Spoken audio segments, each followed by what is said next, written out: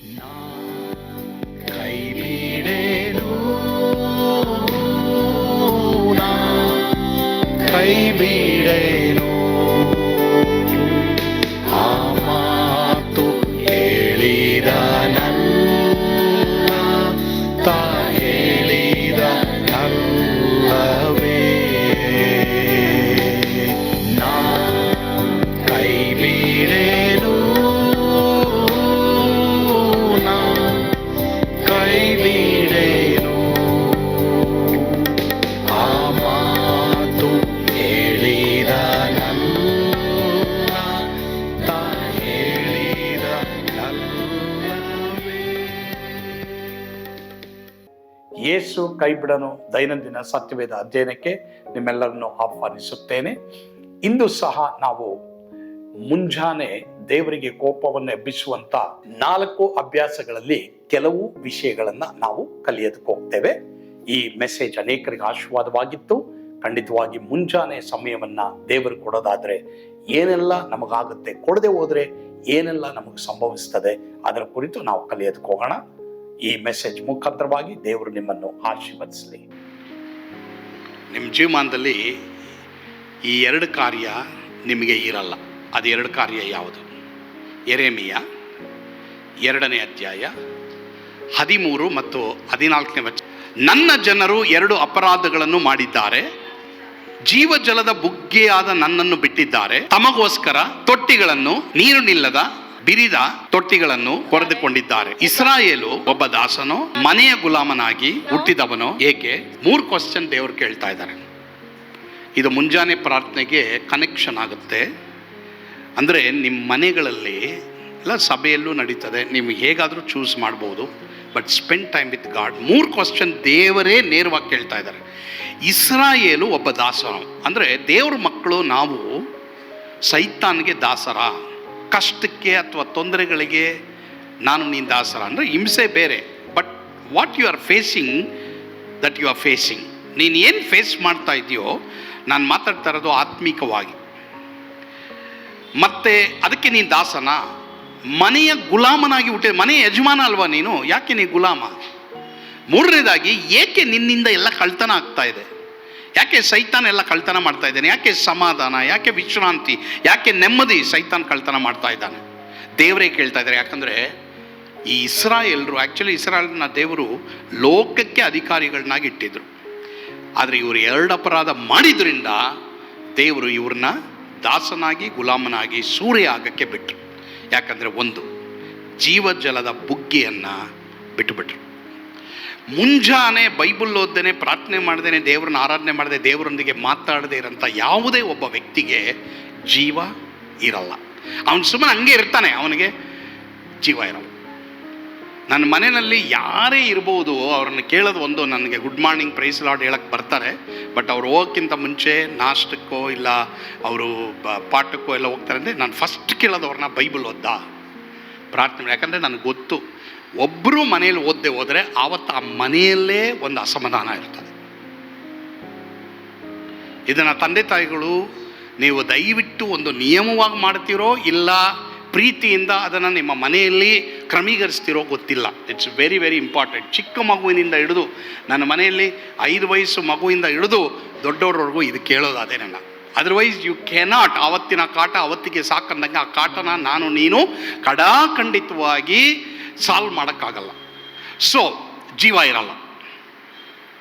2, ತಮಗೋಸ್ಕರ ತಾವೇ ಬಿರಿದ ತೊಟ್ಟಿಗಳನ್ನ, ಅಂದರೆ ವಾಟರ್ ಟ್ಯಾಂಕನ್ನು ಕೊರೆದು ಬಿಟ್ಟು ಅದರಲ್ಲಿ ಕ್ರ್ಯಾಕ್ ಆಗಿರೋದು ಅವ್ರಿಗೆ ಗೊತ್ತಾಗಲ್ಲ. ನೀರಿದೆ, ನೀರು ಹೋಗ್ತಾ ಇದೆ, ಎಲ್ಲ ಹೋಗ್ತಾ ಇದೆ. ಏನಂದರೆ ವಿಶ್ವಾಸಿಗಳು, ದೇವರ ಸೇವಕರು, ದೇವರ ಮಕ್ಕಳು ಚರ್ಚಿಗೆ ಬರ್ತಾ ಇದ್ದೀವಿ, but we are not satisfied, fulfilled. ನನಗೆ ನಿನಗೆ ಜೀವಮಾನದಲ್ಲಿ ಫುಲ್ಫಿಲ್ಮೆಂಟ್ ಏನೋ ಏನೋ ಏನೋ ದೇವ್ರು ಕೊಟ್ಟರು, ಏನೋ ಆಯ್ತು ಬಿಡು, ಏನೋ ದೇವ್ರು ಕೊಟ್ಟರು, ಇದು ಏನೋ ಜೀವ ಕೊಟ್ಟವ್ರೆ ದೇವರು, ಹೋಗು. ಸೊಲೊಮೋನನ ಹೇಳ್ದಂಗೆ ವ್ಯರ್ಥ ಸಮಸ್ತವು ವ್ಯರ್ಥ ಅಂತ ಅಂದ್ಬಿಡ್ತೀವಿ. ಆದರೆ ಪೌಲ ಆ ರೀತಿ ಹೇಳಿಲ್ಲ. ನಾನು ಜೀವಿಸಿದ್ದು ಸಾರ್ಥಕ ಅಂತ ಹೇಳ್ತಾನೆ, ನನ್ನ ಹೋರಾಟ ನಾನು ಕಡೆಗಾಣಿಸಿದ್ದೀನಿ ಅಂತ ಹೇಳ್ತಾನೆ. ಸೊ ಹಾಗಾದರೆ 2ನೇದಾಗಿ, ಎಷ್ಟೋ ಜನ ಮುಂಜಾನೆ ದೇವರಿಗೆ ಟೈಮ್ ಕೊಡದೆ ಹೋದರೆ ತಾವೇ ಎಲ್ಲ ಮಾಡಕ್ಕೆ ನೋಡ್ತಾರೆ, ಆದರೆ ಎಲ್ಲ ಕ್ರ್ಯಾಕೆ. ಒಂದು ವೇಳೆ ಆ ರೀತಿ ವ್ಯಕ್ತಿಯಾಗಿ ಇವತ್ತು ನೀನು ಇಲ್ಲಿ ಬಂದಿದ್ದೆ, ಯಾಕೆ ಎಲ್ಲ ಕ್ರ್ಯಾಕ್ ಎಲ್ಲ ಏನೋ ಮಾಡ್ತಾ ಇದ್ದೀನಿ, ಯಾವುದು ನಾನು ಏನು ಮುಂದುವರಿಯೋಕ್ಕಂತೂ ಆಗ್ತಾ ಇಲ್ಲ. ಯಾಕೆ?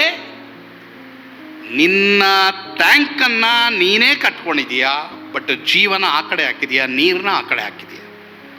ದೇವರು ಇದ್ರ ಮೂಲಕ ನಿನ್ನ ಕರೀತಾ ಇದ್ದಾರೆ, ಸನ್ನಿವೇಶದ ಮೂಲಕ ಅಥವಾ ಕೆಲವು ಸಲ ನಿನ್ನ ಪಾಕೆಟ್ ಖಾಲಿ ಆಗೋದ್ರ ಮೂಲಕ ದೇವರು ನಿನ್ನ ಕರೀತಾ ಇದ್ದಾರೆ. ಅಥವಾ ಕೆಲವು ವೇಳೆ ನಮ್ಮ ಜೀವನದಲ್ಲಿ ಏನಾದರೂ ಒಂದು ಸಮಾಧಾನ ಇದ್ದಿದ್ದನ್ನ ಅಸಮಾಧಾನ ನಮ್ಮ ಹೃದಯದಲ್ಲಿ ಉಂಟು ಮಾಡಿ, ಸರಿ ಮಗನೇ ಮಗಳೇ ಒಂದು ಕೆಲಸ ಮಾಡು, ಮುಂಚಾನೆ ಬಾ, ನೀ ಸಿದ್ಧವಾಗು, ನೀನು ತಯಾರಾಗು, ಬಾ, ಬೆಳಿಗ್ಗೆ ನನ್ನ ಜೊತೆ ಕೂತ್ಕೋ. ಎಷ್ಟು ಟೈಮ್ ಅಂತ ಅಲ್ಲಿ ಬರೋದಿಲ್ಲ, ಟೈಮ್ ನೀವೇ ಮಾಡ್ಕೊಳ್ಳಿ. ನಿಮಗೆ ಒಂದು ನಿಯಮ ಕೊಟ್ಟರೆ ಏನಾಗುತ್ತೆ ಅಂತಂದರೆ ಆ ನಿಯಮ ನಿಮಗೇನಾಗುತ್ತೆ, ಕಂಡೆಮ್ನೇಷನ್ ಆಗುತ್ತೆ. ಅದಕ್ಕೆ ಪ್ರೀತಿಯಿಂದನೇ ಈ ಕಾರ್ಯ ಮಾಡಬೇಕು. ದೇವರ ಹತ್ರ ಏನು ಮಾಡಬೇಕು? ಪ್ರೀತಿಯಿಂದ, ಲವಿಂಗ್ಲಿ ದೇವರೊಂದಿಗೆ ನಾನು ನೀನು ಸಮಯ ಕಳಿಬೇಕು. ಇಲ್ಲದೆ ಹೋದರೆ ಗುಲಾಮನಾಗ್ತೀಯಾ, ದಾಸನಾಗ್ತೀಯಾ, ಮಾತ್ರವಲ್ಲದೆ ಸೂರ್ಯ ಆಗ್ತೀಯಾ. 3 ಕಾರ್ಯ. ಓಕೆ, ಅಸಮಾಧಾನಕ್ಕೆ ಗುಲಾಮನಾಗ್ತೀಯಾ, ಕನ್ಫ್ಯೂಷನ್ಗೆ ದಾಸನಾಗ್ತೀಯಾ, ಮಾತ್ರವಲ್ಲದೆ ನಿನ್ನಲ್ಲಿ ಇರುವಂಥ ದೇವರು ನಿನ್ನ ಜೀವಮಾನದಲ್ಲಿ ಕೊಟ್ಟಿರುವಂಥ ಗುರಿಯನ್ನು ಸೈತಾನು ಕದ್ಕೊಳ್ತಾನೆ. ಆದ್ದರಿಂದ ನಾನು ನೀನು ಎಚ್ಚರಿಕೆ ಆಗಿರಬೇಕು. ನಾನು ನಂಬ್ತೇನೆ ಪ್ರಿಯರೇ, ಖಂಡಿತವಾಗಿ ದೇವರು ಈ ಒಂದು ಸಂದೇಶದ ಮೂಲಕವಾಗಿ ನಿಮ್ಮನ್ನು ಆಶೀರ್ವಾದ ಮಾಡಿದ್ದಾರೆ ಎಂಬುದಾಗಿ. ಆ ಮುಂಜಾನೆ ಸಮಯವನ್ನು ದೇವರು ಕೊಡಿ. ಒಂದು ವೇಳೆ ಇಲ್ಲಿವರೆಗೂ ನೀವು ಕೊಡದೆ ಹೋದರೆ, ನೀವು ಪ್ರತಿ ಮುಂಜಾನೆ ದೇವರೊಂದಿಗೆ ಆರಂಭ ಮಾಡಿರಿ. ನಿಮ್ಮ ಆ ದಿನದ ಜೀವಿತ ಎಷ್ಟು ಆಶೀರ್ವಾದವಾಗಿರ್ತದೆ, ಸಮಾಧಾನವಾಗಿರ್ತದೆ ಎಂಬುದಾಗಿ ನೀವೇ ಆನಂದಿಸ್ತೀರಾ. ಕರ್ತನು ನಿಮ್ಮನ್ನು ಆಶೀರ್ವದಿಸಲಿ. ಆಮೇನ್. ಪ್ರಾರ್ಥಿಸೋಣವಾ. ನಮ್ಮನ್ನು ಬಹಳವಾಗಿ ಪ್ರೀತಿ ಮಾಡುವಂತ ನಮ್ಮ ಸ್ವರ್ಗೀಯ ತಂದೆಯಾದ ದೇವರೇ, ಯಾರ್ಯಾರು ಈ ದಿನ ಹೌದು ಇನ್ನು ಮೇಲೆ ಪ್ರತಿ ಮುಂಜಾನೆ ನಾನು ದೇವರಿಗೆ ಒಪ್ಪಿಸಿಕೊಡ್ತೇನೆ ಎಂಬುದಾಗಿ ತೀರ್ಮಾನ ಮಾಡಿದ್ದಾರೋ, ಎಲ್ಲರೂ ನಿನ್ನ ಆಶೀರ್ವಾದ ಮಾಡು. ಆ ರೀತಿ ಎಲ್ಲರೂ ನೀನು ನಡೆಸು, ಬಲಪಡಿಸು. ಯೇಸುವಿನ ಹೆಸರಿನಲ್ಲಿ ಪ್ರಾರ್ಥಿಸ್ತೇವೆ ಸ್ವಾಮಿ. ಆಮೇನ್. ಕರ್ತನು ತಾನೇ ನಿಮ್ಮೆಲ್ಲರನ್ನ ಆಶೀರ್ವಾದ ಮಾಡಲಿ. ಸ್ವರ್ಗದ ಆನಂದ ನಿಮ್ಮ ಮನೆಯನ್ನು ತುಂಬಿ ತುಳುಕಲಿ. ಆಮೇನ್.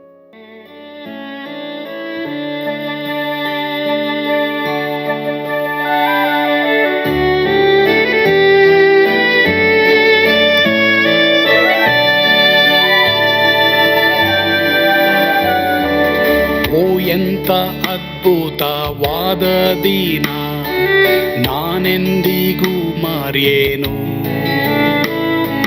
ಪಾಪಂಧಕಾರದೊಳ್ ಅಲೆದೇನ, ರಕ್ಷಕನ ಕಂಡೇನು. ಕೋಮಲ ಕರುಣೆಯುಳ್ಳ ಯೇಸು ಎನ್ ಕೊರತೆ ನೀಗಿದ. ಕತ್ತಲೆ ಹೋಯಿತು, ಜ್ಯೋತಿಯು ಮೂಡಿತು, ನಾನೀಗ ಧನ್ಯನಾದೆ. ಸ್ವರ್ಗದ ನಂದ ಎನ್ನಾತ್ಮ ತುಂಬಿತು, ಶಿಲುಬೆನಾಗ ಎನ್ ಸ್ವಸ್ಥ ಕೈದನು. ಎನ್ ಪಾಪ ತೋಳೆದ, ಈರುಳ ದಿನಕ್ಕೆ ತಿರುಗಿದ. ಸ್ವರ್ಗದ ನಂದ ಎನ್ನಾತ್ಮ ತುಂಬಿತು.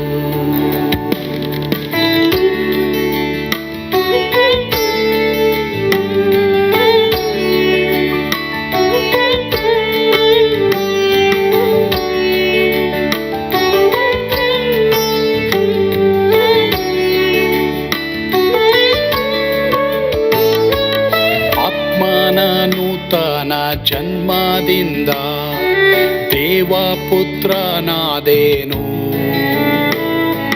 ನೀತಿ ನಿರ್ಣಯವ ಹೊಂದಿದೇನು, ಭಾಗ್ಯವಂತನಾದೇನು. ಪಾಪಾತ್ಮನಾಗಿ ನಾ ಬಂದಾಗಲೇ ಆಶೀರ್ವಾದ ಸಿಕ್ಕಿತು. ಕೃಪೆಯ ಮೂಲವೇ ರಕ್ಷಣೆ ಹೊಂದಿದೆ, ಸುನಾಮ ಕೊಂಡಾಡುವೆ. ಸ್ವರ್ಗದ ನಂದ ಎನ್ನಾತ್ಮ ತುಂಬಿತು, ಶಿಲುಬೆನಾಗ ಎನ್ ಸ್ವಸ್ಥ ಕೈದನು. ಎನ್ ಪಾಪ ತೋಳೆದ, ಈರುಳ ದಿನಕ್ಕೆ ತಿರುಗಿದ. ತ್ಯಾಗದಾನಂದ ಎನ್ನಾತ್ಮ ತುಂಬಿತು.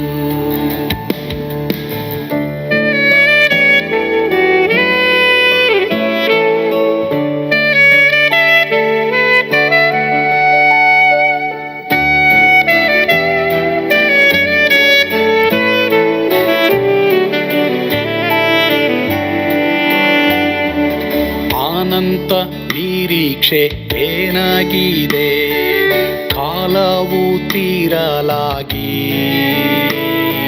ಸ್ವರ್ಗದ ಭವ್ಯ ಬಿಡಾರದಲ್ಲಿ ನಿತ್ಯವಾಗಿ ಇರುವೆ. ಶಿಲುಬೆ ನನಗೆ ಆಶ್ರಯವೇ, ನಂಬಿಕೆಗಾಧಾರವೇ. ನಿತ್ಯ ಐಶ್ವರ್ಯವ ದಿವ್ಯಾಶೀರ್ವಾದವ ಕರ್ತ ಇವನೇ ನಗೆ. ಸ್ವರ್ಗದ ನಂದ ಎನ್ನಾತ್ಮ ತುಂಬಿತು. ಶಿಲುಬೆ ನಾದ ಎನ್ ಸ್ವಸ್ಥ ಕೈದನು. ಎನ್ ಪಾಪ ತೋಳೆದ ಈರುಳ ದಿನಕ್ಕೆ